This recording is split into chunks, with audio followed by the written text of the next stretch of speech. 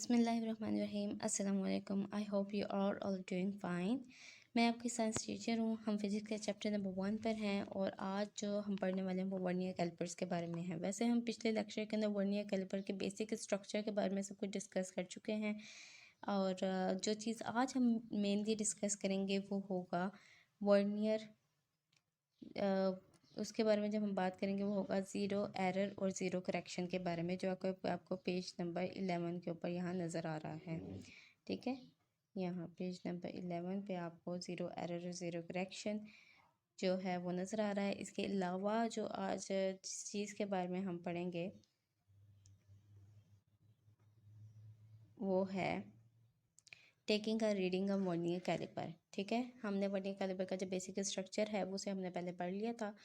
अब हम उस वर्नियर कैलिपर के अंदर के हम उस वर्नियर कैलिपर को यूज़ किस तरह से करते हैं, हम किसी भी चीज़ के जो लेंथ है या उसका डायमीटर है उसे किस तरह से उसकी रीडिंग लेते हैं, तो आज हम उसके बारे में पढ़ेंगे। और इसके अलावा एक जो इसके अंदर कॉन्सेप्ट है वो ज़ीरो एरर और ज़ीरो करेक्शन का है, वो क्या चीज़ है हम उसको भी देखेंगे। So let's begin.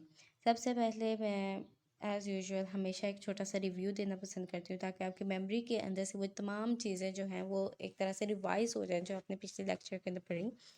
तो इसके अंदर मैं आपको यहाँ पे वर्नियर कैलिपर की जो तस्वीर है वो दिखा रही हूँ और उसका मेन जो बेसिक स्ट्रक्चर है वो सारा कुछ यहाँ पे लिखा हुआ है जो कि हमने पिछले लेक्चर के अंदर दिया था। अब मैं जल्दी इसे क्विकली रिव्यू कर देती हूँ। ये हमारे पास आउटर जार्स हैं जिसके अंदर हम किसी भी चीज़ को रखते हैं और उसका जो हमने डायमीटर मालूम करना हो या हमने उसकी लेंथ मालूम करनी हो। ये इनर जार्स हैं जिसके अंदर हम किसी भी चीज़ का इनर डायमीटर मालूम कर सकते हैं। यहाँ से हम किसी भी चीज़ की डेप्थ मालूम करते हैं। हमारे पास दो तरह के स्केल होते हैं। ये वाला जो स्केल होता है ये हमारे पास मेन स्केल कहलाता है और ये वाला जो स्केल है इसे हम वर्नियर स्केल कहते हैं। ये हमारे पास स्क्रू क्लैंप होता है कि जैसे आप यहाँ पे कोई चीज़ रखते हैं तो आप इस स्क्रू को मूव करना शुरू करते हैं, ये टाइट कर देता है। तो फिर जब एग्जैक्टली आपके पास वो टाइट पोजीशन आ जाए तो आप उस चीज़ को निकाल भी सकते हैं और ये स्क्रू जो है वो एग्जैक्ट उस पोजीशन तक आपको आपके इस स्केल को रख देगा जहाँ तक वो चीज़ फंसी हुई थी। ठीक है, तो ये स्क्रू क्लैंप एक तरह से टाइट और लूज़ करने के लिए ये यहाँ पर मौजूद होता है। वर्नियर स्केल मेन स्केल के ऊपर जो हमारे पास रीडिंग्स थी, वह मेन स्केल के ऊपर जो हमारे पास रीडिंग्स आती थी वो बिल्कुल मीटर रूल की तरह आती थी। मीटर रूल जो था वो हमारे पास लेंथ या डिस्टेंस को मेजर करने का एक इंस्ट्रूमेंट था जो हमने सबसे पहले पढ़ा था और उसके अंदर जो मेजरमेंट होती थी वो मीटर के अंदर होती थी और उसके अंदर सेंटीमीटर्स होते थे और इस सेंटीमीटर के अंदर 10 मिलीमीटर्स होते थे। ठीक है, तो मेन स्केल के ऊपर जो आपकी रीडिंग आती है वो मिलीमीटर्स के अंदर आती है, मतलब सेंटीमीटर्स में होती है और उसके दरम्यान में मिलीमीटर्स होते हैं। अगर मैं आपको थोड़ा सा ये जूम करके दिखाऊं यहाँ से,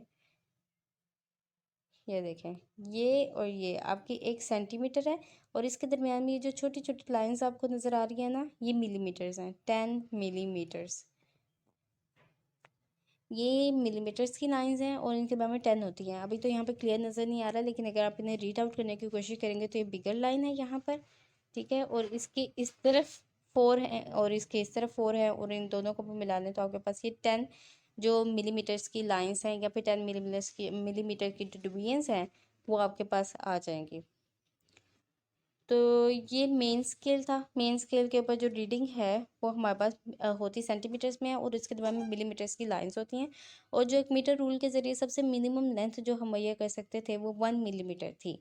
लेकिन अगर हमारे पास बिल्कुल हमने एक्यूरेट किसी भी चीज़ का मेजरमेंट करनी हो, उसके अंदर हमने पॉइंट्स के अंदर भी जाना हो, 1 मिलीमीटर के 10वें हिस्से को भी अगर हमने मेजर करना हो, फॉर एग्जांपल 1 मिलीमीटर तो है, लेकिन अगर हम कहें कि फॉर एग्जांपल 1 मिलीमीटर से भी कम 0.7 मिलीमीटर हो या फिर 0.5 मिलीमीटर हो या 0.2 मिलीमीटर हो, हमने उतना डिस्टेंस या उतनी लेंथ में मेजर करनी हो तो हम मीटर रूल का तो लीस्ट काउंट 1 मिलीमीटर है, उससे नीचे की हम कोई भी वैल्यू मेजर नहीं कर सकते।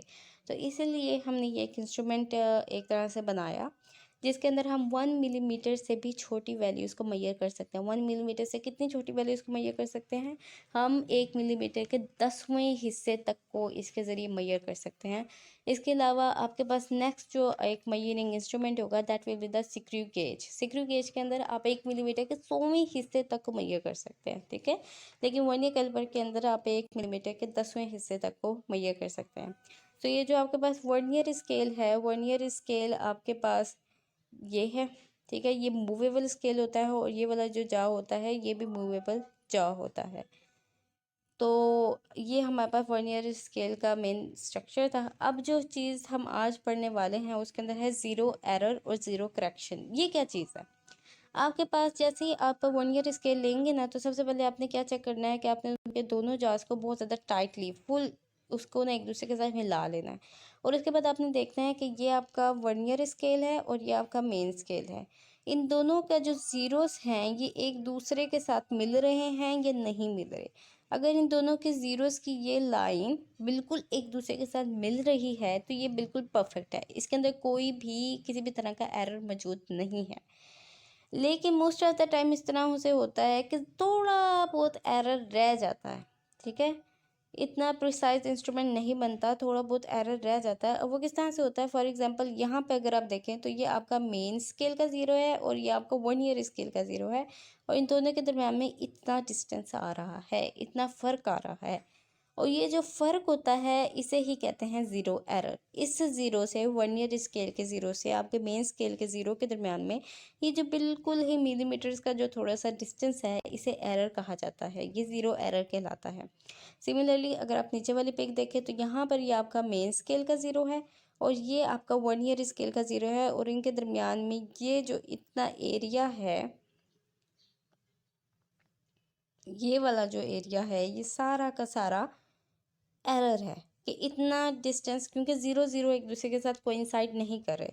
इस वाली पिक के अंदर ज़ीरो ज़ीरो एक दूसरे के साथ कोइंसाइड कर रहे थे, और इस सिक्रू गेज के सॉरी इस वर्नियर कैलिपर के अंदर कोई भी ज़ीरो एरर नहीं है। अगर आपको इस तरह का वर्नियर कैलिपर मिल जाए तो बेस्ट ऑफ लक, आपके लिए बहुत आसानी हो जाएगी रीडिंग लेने के लिए। आपको किसी भी तरह के ज़ीरो एरर या फिर ज़ीरो करेक्शन की जो मेजरमेंट है उसके साथ इन्वॉल्वमेंट नहीं करनी पड़ेगी। बट अनफॉर्चुनेटली हमारे पास इस तरह से होता है कि हमारे पास जो ये वर्नियर कैलिपर होता है उसके अंदर कोई ना कोई ज़ीरो एरर होता है। अब वो किस तरह से है, जैसा मैंने आपको इस पिक के अंदर शो करवाया कि या तो ये जो आपका मेन स्केल का ज़ीरो है वो आपके और वर्नियर स्केल का ज़ीरो एक दूसरे के साथ कोइंसाइड नहीं करते। वर्नियर स्केल का अगर ज़ीरो मेन स्केल के लेफ़्ट साइड पर हो तो ये वाला ज़ीरो एरर, ज़ाहिर सी बात है ज़ीरो एरर है। इतनी जो मिलीमीटर्स का जो मिलीमीटर्स के 10वें हिस्से में से भी कोई सी स्मॉल बिल्कुल डिस्टेंस है जो कि ज़ीरो ज़ीरो के साथ कोइंसाइड नहीं कर रहा, तो इतना जो आपके पास ज़ीरो एरर आ रहा है, अगर तो आपका वर्नियर स्केल का ज़ीरो मेन स्केल के ज़ीरो के लेफ़्ट साइड पर जा रहा हो तो आपका ज़ीरो एरर नेगेटिव होता है। ये चीज़ आपने याद रखनी है, ठीक है।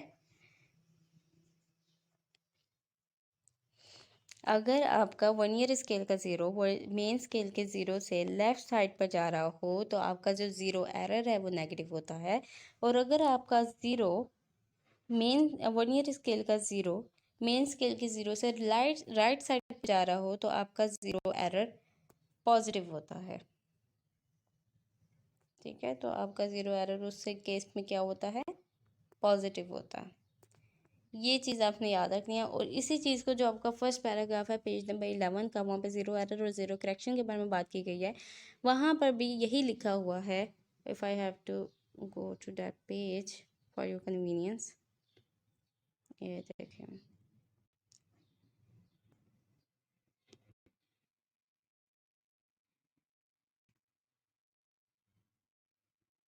Zero error will be positive if zero line of the vernier scale is on the right side of the zero of the main scale। समझ आई कि मतलब आपके वर्नियर स्केल का ज़ीरो आपके मेन स्केल के ज़ीरो से राइट साइड पर हो तो आपका ज़ीरो एरर पॉजिटिव होगा। इसी तरह आपका ज़ीरो एरर नेगेटिव होगा if the zero line of the vernier scale is on the left side of the zero of the main scale. इस चीज़ के बारे में हमने बात की, एंड आई होप कि आपको समझ आ गई हो, और आपकी बुक के अंदर भी यही है। इंशाल्लाह आपके लिए थोड़ा सा याद करना और समझना भी आसान हो जाएगा। नेक्स्ट, अब इसके अंदर हम क्या बात करेंगे? इसके अंदर हम रीडिंग के लिए बात करेंगे। ठीक है, हम रीडिंग इसके अंदर किस तरह से ले सकते हैं। यहाँ पर आपको दोबारा से एक वर्नियर कैलिपर की पिक शो हो रही है, ठीक है। Sorry, here we are, right. यहाँ पर आपको वर्नियर, ये थोड़ा सा मसला हो रहा है, आई hope you will be fine with it.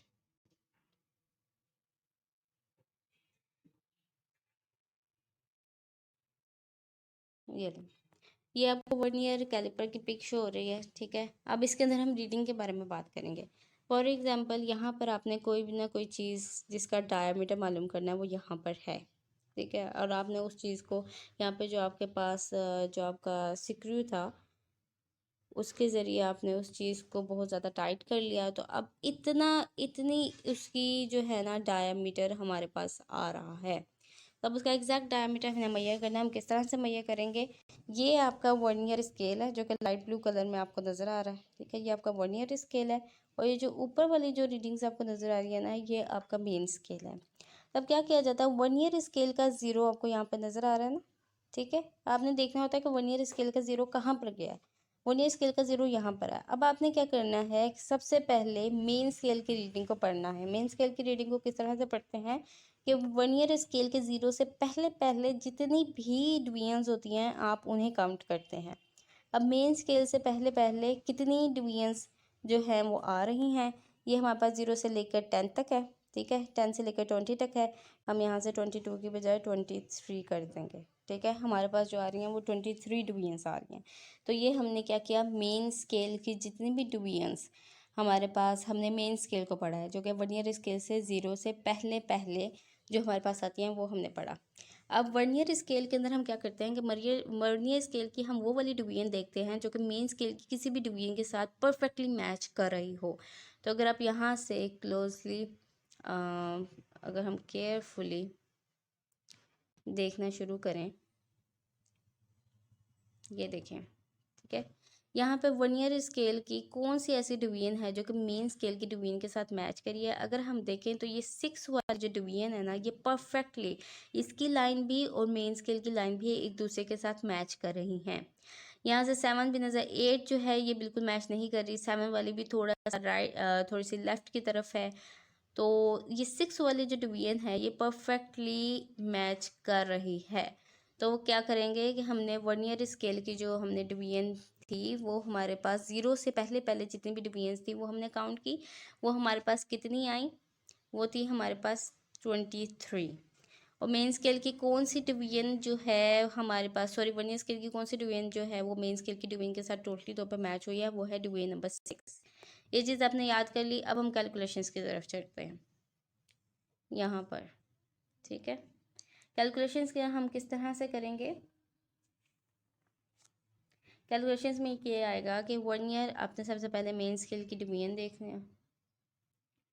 Main scale reading या उसकी जितनी भी आपके पास डिवीजन्स आई हैं दैट इज़ इक्वल टू 23, ठीक है। वो आपके पास कितनी आई है, 23। और वर्नियर स्केल की कौन सी लाइन है जो कि आपके पास मेन स्केल की लाइन के साथ कोइंसाइड कर रही है, 6। अब 6 को हमने क्या करना होता है, इससे मल्टीप्लाई करना होता है लीस्ट काउंट के साथ। जो हमारे पास वर्नियर कैलिपर है उसका लीस्ट काउंट है 0.1 मिलीमीटर। तो जब आप 6 को 0.1 मिलीमीटर के साथ मल्टीप्लाई करेंगे तो ये आपके पास आएगा 0.6 मिलीमीटर, ठीक है। ये आपके पास आ गया 0.6 मिलीमीटर। अब क्या करेंगे कि हमारे पास मेन स्केल और वर्नियर स्केल इन दोनों रीडिंग्स को हम प्लस कर देंगे, ठीक है। मेन स्केल की जो हमारे पास रीडिंग थी वो 23 मिलीमीटर थी और हमारे पास जो मेन वर्नियर स्केल की रीडिंग आई है वो 0.6 मिलीमीटर आई है, 0.6 मिलीमीटर। अगर हम इन दोनों रीडिंग्स को प्लस करें तो हमारे पास जो वैल्यू आएगी वो होगी 23.6 मिलीमीटर। ये आपकी एग्जैक्ट डायमीटर है उस ऑब्जेक्ट का जिसको आपने मेजर करना था। तो ये हमने आज पढ़ी रीडिंग के बारे में, ठीक है। वर्नियर कैलिपर क्या है, वर्नियर कैलिपर किसी भी चीज़ का हम डायमीटर या लेंथ मालूम करने के लिए एक इंस्ट्रूमेंट है जिसके अंदर हम बड़ी एक्यूरेट एग्जैक्ट मेजरमेंट ले सकते हैं। इवन 1 मिलीमीटर के 10वें हिस्से तक के बारे में हम यहाँ पे मेजर कर सकते हैं। हमने ज़ीरो एरर और ज़ीरो करेक्शन के बारे में देखा कि अगर हमारे पास जो वर्नियर स्केल है उसका ज़ीरो मेन स्केल के ज़ीरो से राइट साइड पर हो तो आपका ज़ीरो एरर जो है वो पॉजिटिव होगा। अगर आपका जो ज़ीरो या वर्नियर स्केल का ज़ीरो है वो आपके मेन स्केल के ज़ीरो से लेफ़्ट साइड पर हो तो आपका ज़ीरो एरर नेगेटिव होगा। और रीडिंग हमने किस तरह से लेनी है, आपने रीडिंग इस तरह से लेनी है कि सबसे पहले आपने मेन स्केल की डिवीजन्स को देखना है जो कि वर्नियर स्केल के 0 से पहले पहले कितनी आती हैं, आपने उन्हें देख लेना है। और उसके बाद वर्नियर स्केल के ऊपर आपने ये देखना है कि कौन सी ऐसी डिवीजन है जो कि मेन स्केल की डिवीजन के साथ परफेक्टली कोइंसाइड करी है, और वर्नियर स्केल की उस रीडिंग को आपने उसके लीस्ट काउंट के साथ वर्नियर के जो है ना वर्नियर कैलिपर के लीस्ट काउंट के साथ मल्टीप्लाई करना है। फिर उसके बाद आपने मेन स्केल और वर्नियर स्केल दोनों की रीडिंग्स को प्लस कर लेना है, तो आपके पास एग्जैक्ट किसी भी चीज़ का, किसी भी ऑब्जेक्ट का जो आप डायमीटर या उसकी लेंथ वगैरह मालूम कर रहे हैं वो आपके पास आ जाएगी।